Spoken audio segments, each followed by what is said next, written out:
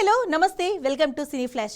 ఒకప్పుడు నాన్న జేబులోంచి 300 రూపాయలు తీసుకొని ఇంటి నుంచి వెళ్లిపోయిన ఓ కుర్రాడు ఇప్పుడు పాన్ ఇండియా స్టార్గా మారాడు. రాఖీ బాయ్గా కోట్లాది మంది అభిమానులను సంపాదించుకున్న యష్ తన కెరియర్ గురించి మాత్రమే కాదు, తన లవ్ స్టోరీ గురించి కూడా ఇంట్రెస్టింగ్ విషయాలు చెప్పారు. వాలంటైన్స్ డే రోజు రాధిక పండిత్కు స్పెషల్గా ప్రపోజ్ చేస్తే వెంటనే గ్రీన్ సిగ్నల్ ఇవ్వలేదట. ఏకంగా 6 నెలలు వెయిట్ చేయించిందట. మరి యష్ రాధిక లవ్ స్టోరీ ఎలా మొదలైంది, యష్ సినీ ప్రయాణం ఎక్కడి నుంచి మొదలైంది, ఈ స్పెషల్ స్టోరీలో చూద్దాం.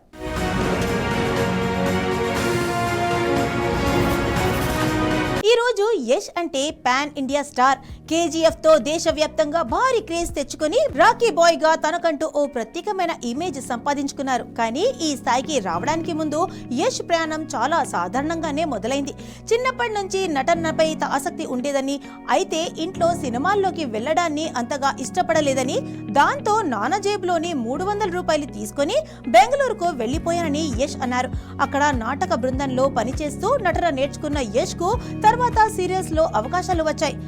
నంద గోకుల సీరియల్ తో గుర్తింపు తెచ్చుకొని ఆ తర్వాత సినిమాల్లోకి వచ్చారు. అక్కడి నుంచి హీరోగా ఎదిగి ఒక్కో మెట్టుగా ఎక్కుతూ కేజీఎఫ్ తో ఏకంగా పాన్ ఇండియా స్టార్ గా మారిపోయారు. అయితే యష్ జీవితంలో సినిమాలతో పాటు మరో కథ కూడా చాలా స్పెషల్. అదే ఆయన భార్య రాధిక పండిత్తో లవ్ స్టోరీ. రాధికతో తొలిసారి పరిచయం సినిమా షూటింగ్ సమయంలోనే ఏర్పడిందట. మొదట్లో ఇద్దరు పెద్దగా మాట్లాడుకునే వాళ్ళు కాదని, తర్వాత మెల్లగా మంచి ఫ్రెండ్స్ అయ్యామని యష్ చెప్పారు.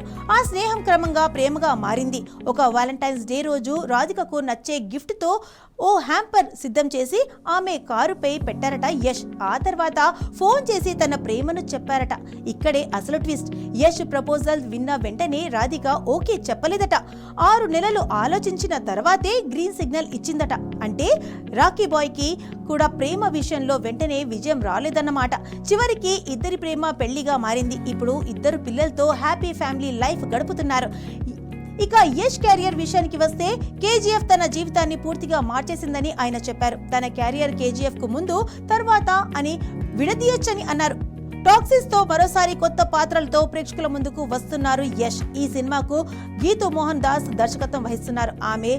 ఆమె నుంచి చాలా విషయాలు నేర్చుకున్నానని, ముఖ్యంగా ఒక మహిళా దర్శకురాలు ఇంత భారీ యాక్షన్ సినిమాను ఇంత బలంగా తెరకెక్కించడం తనకు చాలా ఆసక్తికరంగా అనిపించిందని యష్ చెప్పారు.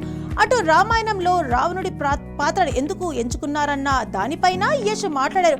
విలన్ గానే కాకుండా ఎన్నో రకాల భావోద్వేగాలు, నటనకు స్కోప్ ఉన్న పాత్ర కావడంతోనే ఆ క్యారెక్టర్ ను అంగీకరించారని చెప్పారు. ఫ్యాన్స్ ఎప్పటి నుంచో అడుగుతున్న కేజీఎఫ్ 3 గురించి కూడా యష్ క్లారిటీ ఇచ్చారు. ఖచ్చితంగా కేజీఎఫ్ 3 ఉంటుందని, కానీ దానికి ఇంకా కొంత సమయం పడుతుందని చెప్పారు. సోషల్ మీడియాలో కనిపిస్తే స్టార్ ఇమేజ్ పెరుగుతుందనే ఆలోచన తనకు లేదని కూడా యష్ స్పష్టం చేశారు. మంచి నటన, మంచి కంటెంట్ ఉంటే ప్రేక్షకులు ఆదరిస్తారని, ఫిట్నెస్ విషయంలో కూడా చాలా స్ట్రిక్ట్ గా ఉంటానని, రోజుకు 2 సార్లు వ్యాయామం చేయడం, జంక్ ఫుడ్ కు దూరంగా ఉండడం తన రొటీన్ లో భాగమని యష్ అన్నారు. అయితే ఫుడ్ విషయానికి వస్తే మాత్రం రాగి సంకటి, చేపల కూర అంటే చాలా ఇష్టమని చెప్పారు. తనకు అమితాబ్ బచ్చన్, షారుఖ్ ఖాన్ అంటే ఎంతో ఇష్టమని, హీరోయిన్లలో దీపికా పదుకొనెతో కలిసి నటించాలని ఉందని కూడా తన మనసులో మాట బయటపెట్టారు యష్.